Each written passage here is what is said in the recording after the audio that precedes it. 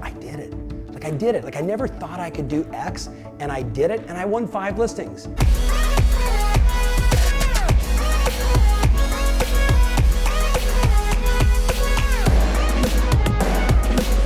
You know, my expectation is never that you're going to implement 50 ideas, right? I'm very clear. Pick the 2 or 3 or 4 that are really right for you and go all in on them where you get maximum result. And then just the barrage of data that we get from our coaches and personal, like, you know, notes and messages and books and, you know, Facebook messages from clients saying, I did it. Like I did it. Like I never thought I could do X, and I did it, and I won 5 listings. Like that's brand new business that they would have never experienced, but because they were in that environment, and whether it was us or the validation of the person to their right or left, they took the right action and they got a magnificent result. And you know what that does? It breeds confidence. It breeds confidence that I can do this. And you know, it's like you're starting to climb and you realize you can get to a certain peak, and then you look up and there's another one. You know now you were able to get there. Now you can go to that next level. And that's what I see, what happens at the summit. Grab your seats, move up front, find an open seat. Ruth Pugh is in the house. Hello, hello. All right. We went through 29 different ways to attract more listings. Whether you're inside this room and you've been a buyer's specialist, you need to help people get listings, right? Especially when there's nothing on the market. If you're growing your business, it's all about having inventory to sell. That is running a business. So you got the tools to attract them. The next 3 people, we're gonna just go into how do we make sure you win the listing. And I very intentionally selected 3 very different personality types, 3 very different styles, 3 very different markets, right? A kind of San Diego, right? Local rock star, North County, does a tremendous amount of business, known him for 30 years. Average sales price probably $1.2 million. And then the guy that listed the Playboy Mansion, right? And sells these, $100 million properties. And, what do you have to do to, establish trust and be the agent of choice to win that?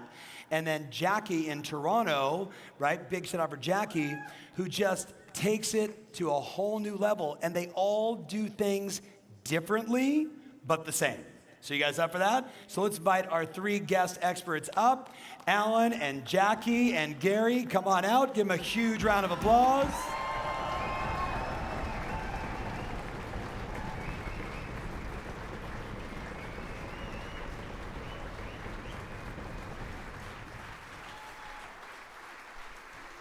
All right, so why don't we start, let's start very quickly with a simple question. Okay. To pre-listing pack or not? Do you send pre-listing packages or not? First of all, I don't always do the same thing all the time. It's always different. I always think about really what is this particular situation call for. I've done it many times, but in general, I do not. I want to meet with them. I don't want to give them any reason to eliminate me before I get in the door. Awesome. Alan, do you send a pre-listing package or not? To send or not to send, huh? That's the question. I do not send a pre-listing package. I think there's different strokes for different folks, and it all works. Had an experience probably 15 years ago where this one agent was doing a tremendous amount of business, and I was sending these amazing packages ahead of time, and I said, well, what do they send? And it was like a 1-page letter, and I went, oh, well, what's going on? So for us and where we're positioned in the marketplace, it's not something we do. Got it. Jackie, do you send a pre-listing package? Yes. What was the answer? Yes. Yes. And why do you send it? And are you thinking these 2 are both knuckleheads? No, I think if there's enough lead-up time and we can bring it, we bring it. I don't think, sometimes I've not delivered it in advance and we leave it at the end of the presentation because they're always looking to grab onto something and it's the only thing that we actually leave behind. Okay. So whatever works for you. I like to leave it with a personal handwritten card that says, looking forward to meeting you. Please have a look at our material. Excited to see you.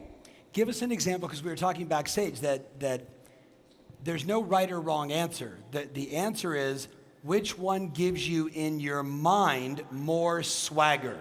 Do you guys got the answer? Is everybody with me on this? Which one gives you more confidence? If sending it gives you confidence, send it. If it doesn't, don't worry about it. What's inside yours? Just give them some highlights.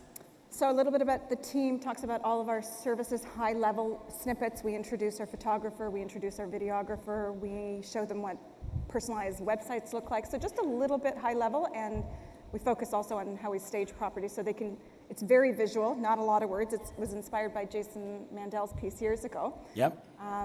So it's just a little taste. Good. Just Not a little enough for them to taste. sum it up. No talk about commission, just services. Awesome. Awesome. Walk us through each of you, like if you were to take analytically the process before we kind of get into the deep and wild and crazy stuff, like what do you do first? What do you do second? What do you do third? What do you do fourth? What's the process you go through? So, and to take that back, if we take a pre-listing package and we were to say, I would send a digital version of one. I have a few slides that I'll send out ahead of time to sort of let them know who I am, confirm our stats, where we're positioned. We're proud of what we've done as far as the marketplace, our positioning. We were #1 in San Diego last year. And so we will take that and we'll make sure that the client knows that to the best of our ability and try and keep a humble approach at the same time, to know that we are approachable, we are human, we do care about them, and we're not just a numbers machine, which we're not. So at the right time, we'll send that over. When I do show up, and I brought that out, I just have an iPad. And for me, I think Jay Abraham was talking about it, and I was trying to resonate with many of the big producers throughout, trying to say, okay, I do that, I need to do this better, I do that, I need to do this better. Bottom line is I'm trying to really, really understand who I'm talking to. If they really want to know about marketing, yes, at that point, I'll open up the iPad. I do have slides on there. I'll talk about, okay, here we do photos, we have drones, we do this, we do that, we do staging, if this is what's important to you. If you pay attention to them, you see their eyes glazing over, you know you got to change directions here quickly, make them talk, ask them questions. If you can't do that, you're not getting the listing. I don't care what you're bringing or showing them. I don't think it's happening. Yep. Love it. Okay, Gary, same question, right? I mean, now, Gary, you have a very different deal. I do. One of the big differences is I'm going to list 20 houses a year. So I can do... What's your average sales price, just for context? I don't look at it average. I mean, I'll list, right now the cheapest thing I have is something for $3, and then I have something for $300, and something for 21, and 10, and 5. Did you guys hear that? I got one for $3 million, and I got one for $300 million. What do you need? What do you need? I got you covered. I'm going to sell 20 houses a year, 15 houses a year, and hopefully a few of them are monsters, and that's my model. Yeah. So if you're somewhere in Omaha, Nebraska, and you have $250,000 houses and you have to sell 100, you probably can't spend 3 hours preparing for a listing presentation. When I go to a listing presentation, I am prepared, and I have my iPad, and on my iPad, not only I've anticipated what this appointment's going to be like, and I've done a lot of research, and I've talked to them, and I've found out who is important in this particular transaction. I want to make sure I'm talking to the right person. But when I show up with my iPad, not only with what I've prepared for them, and I've got that queued up on my iBooks, a few different PDFs. I also have comps, and I also have hard copies of everything I'm going to give them. I went on a listing appointment once, which I thought was the best performance of my lifetime. And I didn't get the listing, and I asked her why I didn't get the listing, and she goes, well, they left this really good marketing book, which I showed her on my iPad, but I didn't leave her, and she was tactile. So I'm prepared for anything. But the reason I don't like to give it in advance unless it's called for is most people aren't going to read the whole listing presentation. And I anticipate, and I'm being tactile, and I'm thinking about at the moment what these people need to hear, and I'm going to point out the 2 or 3 or 4 things on my presentation that's going to resonate with them, and I'm not going to go over the stuff that will turn them off or it'll just be a bunch of noise. So I really focus. I think it's insane to go over all these things that you can just see them rolling their eyes. I think you lose them. You know, when you're starting to do all these things and kind of solve problems for them and tell them how you're going to do things, that's how I get my listings. I become their agent before they give me the job. So Jackie, what's your process? So I do very much what the two of them do. I build rapport, I establish myself as an agent in their community, but above all that, we talk very little about ourselves when we're at listing presentations. We talk about their needs, what's brought us here that day. I usually ask people if they want to give me the tour of the house before the presentation or after. I leave it to them. Most people, if they have a burning desire to get things off their chest, they want to talk first, and that's fine. We then do the tour, then I've got all the information that's in the back of my mind, and I'm already preparing what I'm actually going to put on their table, because I have a sense of what they need and what they don't need and what they have an appetite for or not. We offer a lot of services, but with everything, we're very careful to ask whether they have an interest in these services. We come back, and I have the slides here, probably won't show you them all, but what we do is we laminate just an 8x10 piece of paper of every single service that we provide, and we have 33 of them. Okay, so we talk about the power of MLS, we talk about the difference between an MLS listing and an exclusive listing.